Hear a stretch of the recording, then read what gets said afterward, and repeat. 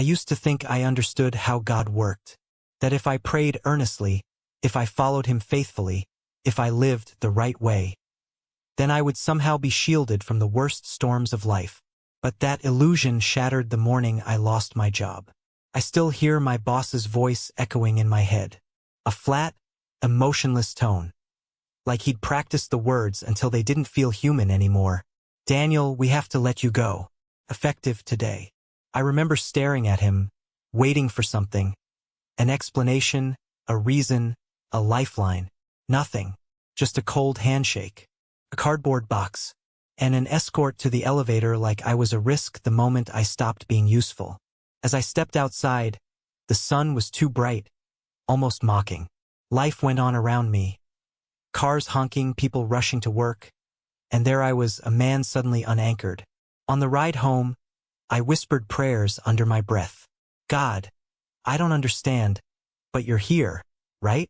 Please, just guide me." I expected peace, or an answer, or at least a sign, but heaven stayed silent.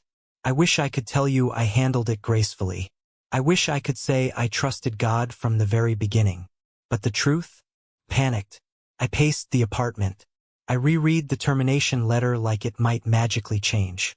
And at night, I lay awake staring at the ceiling until the shadows seemed to move. A few days later, I met my friend Lucas. He took one look at me and frowned. "Bro, did you even sleep?" I forced a laugh. "Does it look that bad?" He sipped his coffee, watching me. "What happened?" I hesitated. Then the words tumbled out. "The company downsized. I was part of the cut." Lucas leaned back in his chair, sighing. "Man, I'm so sorry. What are you gonna do now?" "I'm praying," I said softly. "I'm waiting on God." Lucas nodded slowly, his expression heavy. "Just don't wait so long that you stop living, okay?" I didn't answer, because I already felt like I was slowly drowning. And that was how my valley began. The kind that pulls you in so deep you can't see the way out. The kind that makes you question your worth, your future, your faith. The kind where even God feels like a stranger. I had no idea how dark that valley would get, or how close God actually was, closer than he'd ever been, when I thought he was completely silent. But first, I had to break, and I did, hard. If losing my job was the first cut, what followed were the 1,000 small wounds that drained me slowly. The first one hit harder than I expected. I was at the grocery store, calculating every item in my basket like they were pieces of gold. When I reached the counter, the cashier scanned the items, and the number flashed on the screen, higher than what I had. I forced a smile, trying not to look embarrassed. Sorry, can you remove the eggs? And the chicken." People behind me sighed softly. A few shifted impatiently. I felt the heat crawl up my neck. The cashier gave me a sympathetic smile, but that almost made it worse. As I walked out with less food than I needed, I whispered under my breath, "God, do you see this?" Silence. A few days later, I checked my email and saw a message. "We regret to inform you." Another rejection. A long list of employers telling me I wasn't enough. It stung, chipped at my confidence. And every time I saw those words, a small part of me wondered if God agreed. I slammed my laptop shut harder than I meant to. "Seriously, God? I'm trying. I'm doing everything I can. Why is nothing moving?" My voice echoed in the empty room. The room didn't answer. Neither did heaven. One afternoon, I decided to walk to clear my mind. I ended up at the park near my apartment where kids laughed, parents chased toddlers, and everyone seemed to have a life that made sense. I sat on a bench, staring at the ground, when a group of birds landed near my feet. They chirped happily, pecking at crumbs someone had left behind. I remembered the verse, "Look at the birds of the air. Your heavenly Father feeds them." And instead of comfort, I felt anger rise in my chest. I muttered, "Well, maybe I'm not a bird." A man a few feet away turned and gave me a strange look, but I didn't care, because for the first time I felt something I never admitted out loud. I felt invisible, forgotten, overlooked. That night, something inside me snapped. It was past midnight. The apartment was dark except for the faint glow from the streetlights leaking through the curtains. I knelt beside my bed, more out of exhaustion than devotion, and whispered, "God, what do you want from me? I'm praying every day. I'm trying. I'm waiting. Why are you silent? Why does it feel like you're punishing me?" My voice trembled. I need you. Please say something. Anything." My chest tightened. My throat burned. My eyes stung. But again, silence. I started noticing small things going wrong. I overslept for an interview. I missed important deadlines. I forgot to reply to messages. And the worst part? The more things fell apart, the more people started giving advice I didn't ask for. Lucas called one evening. "Bro, you okay? Haven't heard from you." I sighed. "Just tired." "Look, man. Maybe you should consider switching careers? Or freelancing. Or—" I cut him off. "I'm doing what I can." He paused. "Are you mad?" "No. I'm just tired of feeling like I'm not doing enough." He was quiet before saying gently, "Daniel, maybe God already spoke and you just didn't like the answer." His words hit like a punch. After we hung up, I sat in silence, replaying what he said. What if he was right? What if God had spoken? What if his answer was no? What if God wasn't silent? What if he simply wasn't choosing me? That night was the darkest. Everything felt heavy and suffocating, like the air itself was pressing against me. I turned off all the lights and sat on the floor, leaning against my bed. My breathing was shaky. My hands were cold. My thoughts spiraled fast and uncontrollably. What if I never get back on my feet? What if I lose my apartment? What if God has moved on from me? I clenched my fists and whispered, "God, I'm drowning. Why won't you pull me out?" And then, only the hum of the air conditioner answered. I buried my face in my hands. For the first time in my life, I felt like giving up, not on God, but on myself. That was the deepest point of my valley. But little did I know, God was closer to breaking his silence than I ever imagined. The ground underneath me, the very place where I felt weakest, was exactly where something new was about to grow. But first, something unexpected had to happen. Something that would shift everything. The shift didn't happen with a miracle, or a job offer, or an angelic voice from heaven. It began with something small, something I almost ignored. It was a Thursday morning, cloudy, cold, the kind of day where the sky looks tired, like it hasn't slept either. I dragged myself outside for a walk, mostly because I couldn't stand staring at the same walls anymore. My mind felt numb, heavy, overcrowded with doubts. I wandered farther than usual and eventually stopped in front of a small chapel tucked between two old buildings. I had passed this street 100 times but never noticed it before. The door was open. Something about the warm yellow light inside felt inviting. I stepped in. The chapel was nearly empty. Just a few wooden pews, a small cross at the front, and soft piano music playing from somewhere unseen. At the far left pew sat an older man. Silver hair, simple clothes, hands clasped together like he'd been praying for a long time. I didn't want to intrude, so I sat a few rows behind him. For a moment, I closed my eyes and tried to pray. "God, I'm here. Please, meet me halfway." But again, nothing. Just my own breathing, uneven and shaky. I sighed quietly, ready to leave, when I heard a gentle voice behind me. "You look tired, son." I turned. The older man had moved without me noticing. He stood near my pew, his eyes kind but sharp, like he could see more than I was showing. "Oh, sorry," I muttered. "Didn't mean to be loud." He smiled. "You weren't. I just recognized that look." "What look?" He sat beside me slowly. The look of someone waiting for God to speak, and terrified that he won't. His words hit deeper than I expected. "Yeah," I admitted softly. "Something like that." He studied me with calm eyes. "Tell me what's weighing your heart." I hesitated, but something about him felt safe, like speaking to someone who had carried storms of his own. So, I told him everything. Losing my job, the rejections, the silence, the shame, the fear, and how it felt like God had pressed mute on me. When I finished, he nodded gently. Then he asked the question that cracked something open inside me. When was the last time you listened, without telling God what he must say? I frowned. What do you mean? He leaned back, hands resting on his knees. Sometimes we're so desperate for a specific answer, a job, a sign, a breakthrough, that the moment God whispers something different, we miss it. I swallowed hard. So you think God has spoken? He nodded. God always speaks. The question is whether we recognize his voice when the answer isn't what we expected. I stared at the floor. Then what is he saying to me now? He smiled faintly. That he hasn't left you. My throat tightened.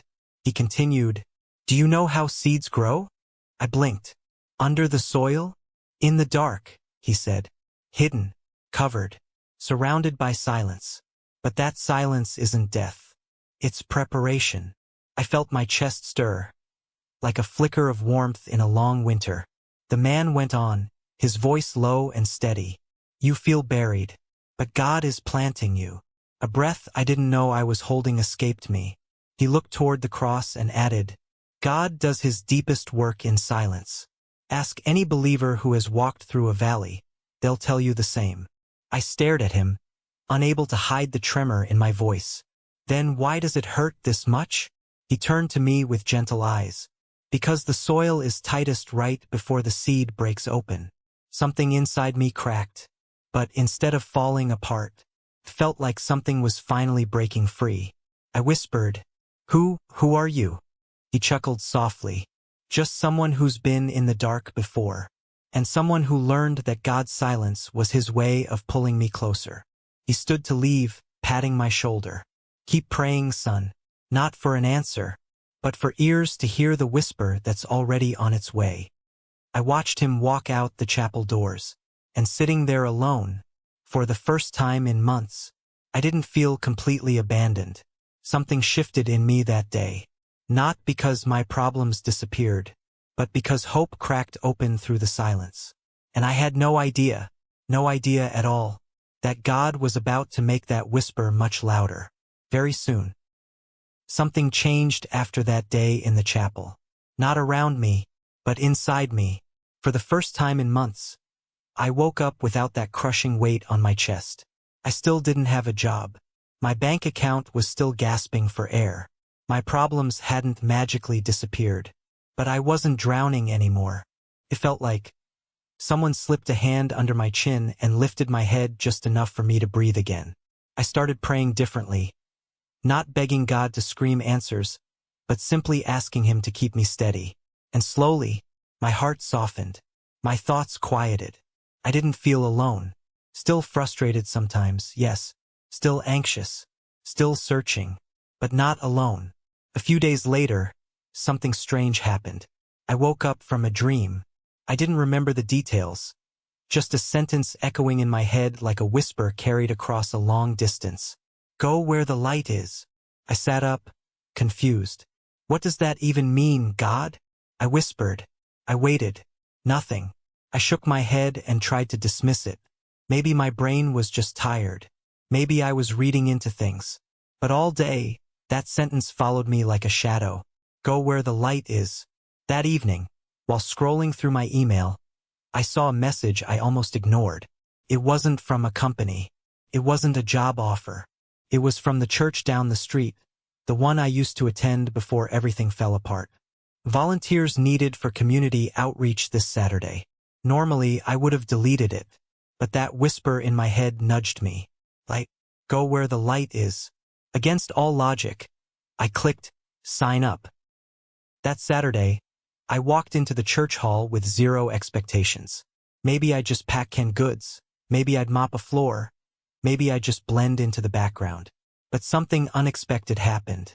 As I helped sort groceries, the outreach coordinator, a woman named Clara, kept glancing at me. Finally, she approached. Daniel, right? Yeah, I said, surprised she remembered me. She smiled warmly. I'm glad you came. We've actually been praying for more hands. God really sent you today. I blinked. Me? I'm not sure God's been sending me anywhere lately. She tilted her head gently. Oh, he has. Even silence is a direction, you know? There it was again. The same idea the old man had told me. The same idea I'd been fighting. I swallowed, unable to respond. As the day went on, something even stranger occurred. A man in a white polo, mid-40s, kind face, approached me while I was packing food bags. You said your name's Daniel? Yes, sir. He extended his hand. I'm Andrew. I run a small consultancy firm. We're actually looking for someone to help with logistics and operations.